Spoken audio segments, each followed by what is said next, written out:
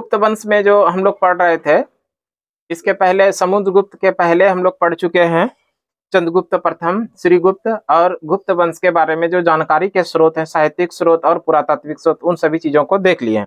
थोड़ा सा अगर हम लोग रिवीजन की बात करें तो सबसे पहले तो ये हम लोग देखे थे गुप्त काल के जो साहित्यिक स्रोत थे और प्रमुख पुस्तकें एवं ग्रंथ जो था, उसमें से कालिदास का प्रसिद्ध पुस्तक था जिसमें से कि आया था अभिज्ञान शकुंतलम, मेघदूतम, रघुवंशम, ऋतु संग्रहम, मालविकाग्निमित्रम, कुमार संभवम और विक्रम वंशियम। ये सारे पुस्तक या ग्रंथ जो है किनका है?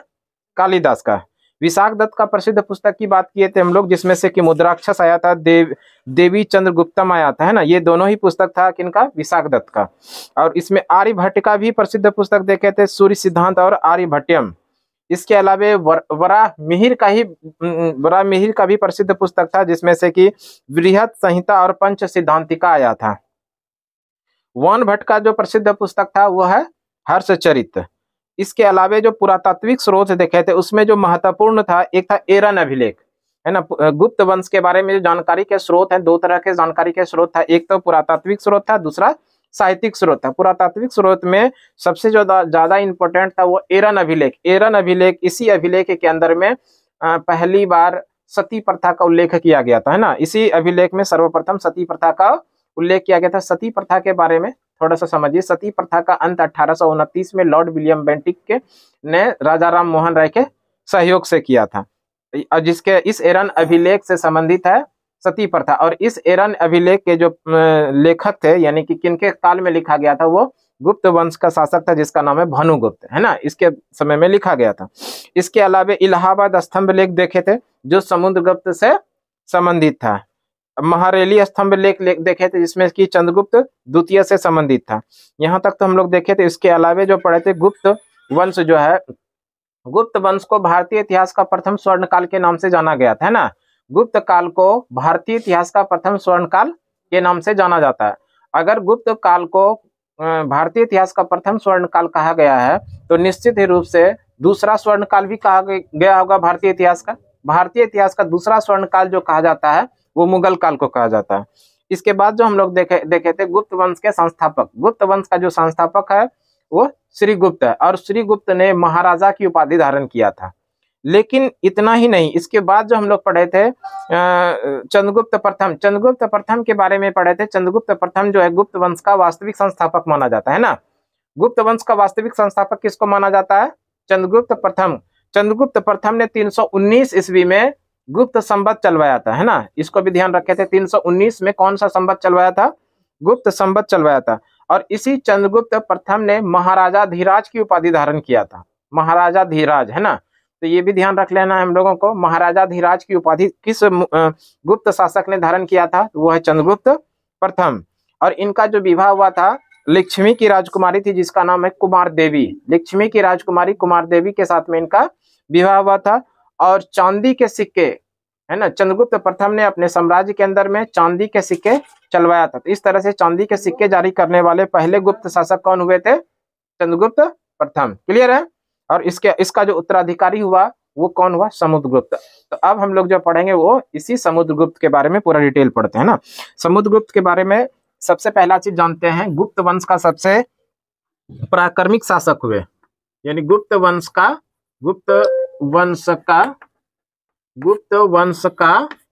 सबसे पराक्रमी, है ना, सबसे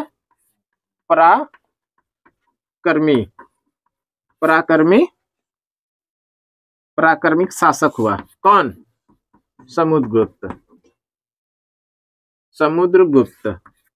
है ना। पराक्रमी शासक हुआ कौन?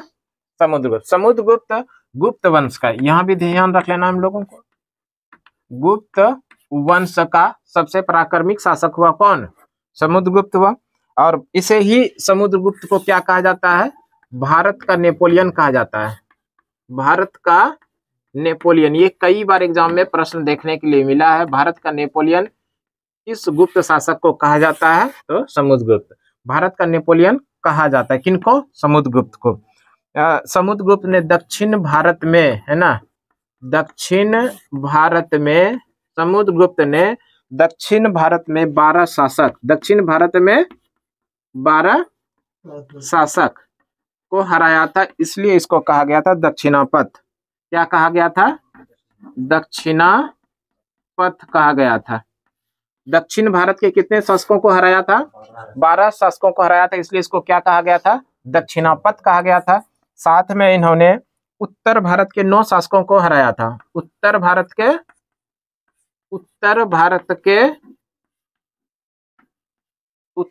के कितने शासकों को? 9 शासकों को हराया था, इसलिए इनको उत्तरापथ कहा गया था। क्या कहा गया था? उत्तरापथ। तो ध्यान रखना है, ये दोनों ही इंपॉर्टेंट है। उत्तर भारत में 9 शासकों को हराया था और दक्षिण भारत में 12 शासकों को हराया था। 12 शासकों को जो दक्षिण भारत में हराया था, इसलिए इनको क्या कहा गया था? दक्षिणापथ। और उत्तर भारत में जो 9 शासकों को हराया था, इसलिए इसको क्या कहा था? उत्तरापथ। क्लियर है इतना? इसके बाद इस युद्ध हराया, इसके बाद जो है इन्होंने इसी के बाद अश्वमेध यज्ञ कराया था। इसी के बाद, है ना, इसके बाद लिखे, इसके बाद ऐसा लिखे, इसके बाद कौन सा युद्ध कराया? इसके बाद अश्वमेध यज्ञ करवाया था। अश्वमेध यज्ञ करवाया था।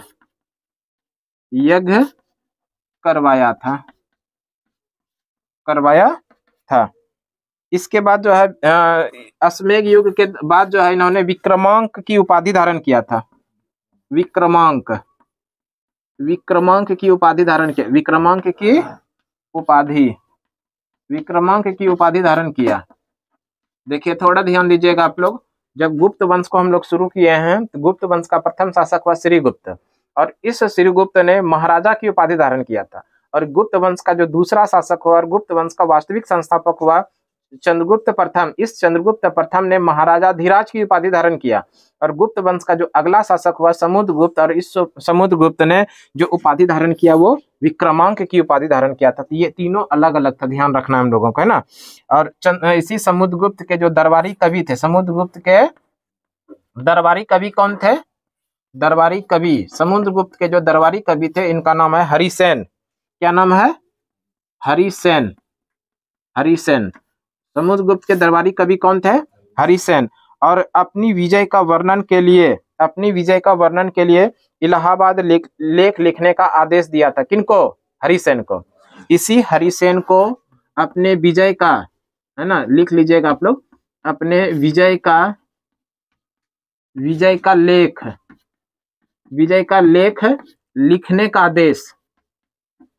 लिखने का आदेश दिया था।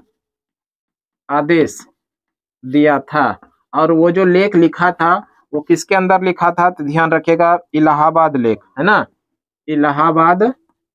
इलाहाबाद स्तंभ लेख। इलाहाबाद हम लोग पीछे भी पढ़े, इलाहाबाद स्तंभ लेख किनसे संबंधित है? समुद्रगुप्त से संबंधित है। और उसको लिखा किसने था? हरिसेन।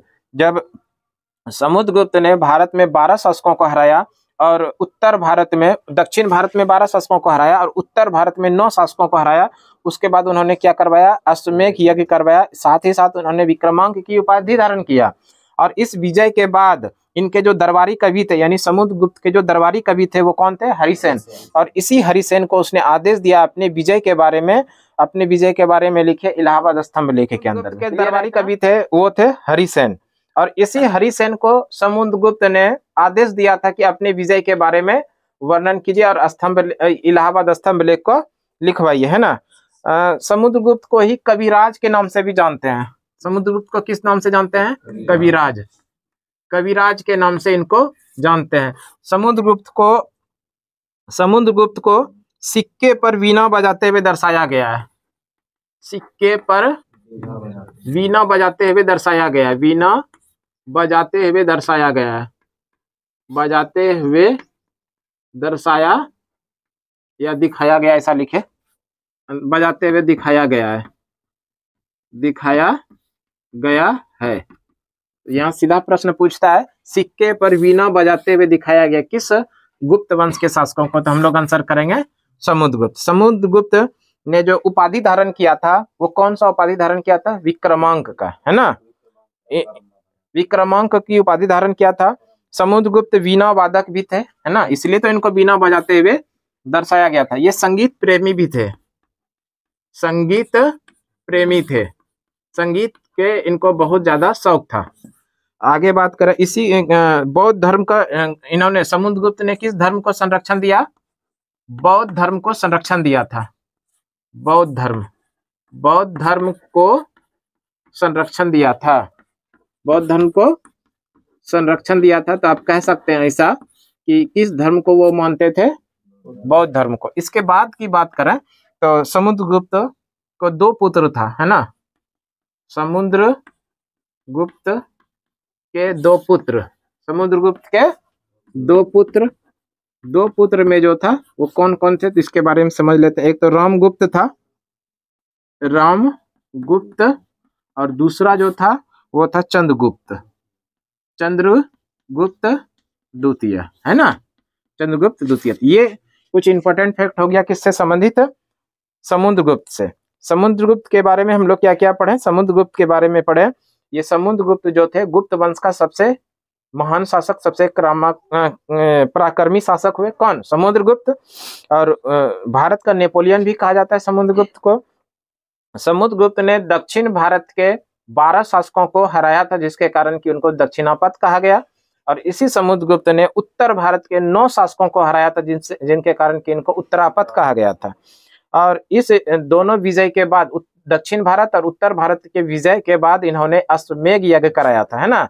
अश्वमेध यज्ञ भी कराया और साथ में इन्होंने एक उपाधि भी धारण किया, जो उपाधि है विक्रमांक की। कौन सा उपाधि? विक्रमांक। और इसी समुद्रगुप्त के जो दरबारी कवि थे हरिसेन, इस हरिसेन को समुद्रगुप्त ने आदेश दिया कि विजय का वर्णन, इस उत्तर भारत और दक्षिण भारत के विजय का वर्णन कीजिए, और वो किसके अंदर में कीजिए? इलाहाबाद स्तंभ लेख के अंदर इसका वर्णन कीजिए। और इन समुद्रगुप्त ने ही कविराज की उपाधि भी धारण किया था। कौन सा? कविराज। विक्रमांक की उपाधि और साथ में कविराज की भी उपाधि धारण किया था। समुद्रगुप्त को वीणा बजाने में बहुत ज्यादा दक्ष था, यानी उसको ज्यादा नॉलेज था। ये संगीत प्रेमी भी थे, इसलिए इनके शासन काल में जो सिक्के चलाए गए थे, इन सिक्के के पीछे समुद्रगुप्त को वीणा बजाते हुए भी दिखाया गया है ना। समुद्रगुप्त ने बौद्ध धर्म को संरक्षण दिया था, यानी कि ये किस धर्म को मानते थे? बौद्ध धर्म को संरक्षण दिया, इसका मतलब बौद्ध धर्म को मानते थे। इसी समुद्रगुप्त का 2 पुत्र था, एक तो रामगुप्त था और दूसरा चंद्रगुप्त द्वितीय था। क्लियर है? तो आगे जो है कि हम लोग अगले क्लास में देखेंगे।